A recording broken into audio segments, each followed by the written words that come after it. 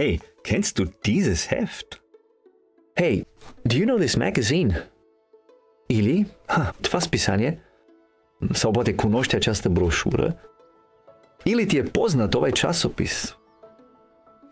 Mnogi sve do sad nisu mogli da čitaju ovaj časopis zbog jezika. Извинете, нека продължа на български.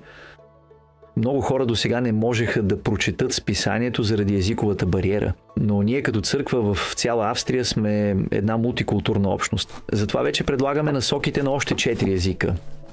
И не съм станал езиков гений за една нощ. Влагаме много енергия в мисионерската си дейност, но какво всъщност постигаме? Това списание обобщава мислите на нашите пастори и ръководители на отдели. То е посветено на предизвикателствата на нашето време и на това как да развием мисията си по нов и по-ефективен начин. За да могат повече хора да имат достъп до тази информация, списанието вече е налично на 5 езика.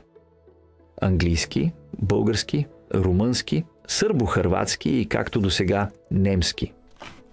Искаш да разбереш как вярата може да докосва хората днес? Тогава си вземи нашия последен брой. Ще намериш списанието на масата за книги в твоята църква.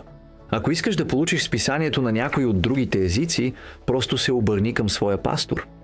Und ich freue mich schon auf die Zeit, when I can actually speak to you in your language. Нека те Бог благослови док читаш. Îți doresc multă bucurie în timp ce implementezi ceea ce citești. И Бог да те благослови точно там, където те е поставил.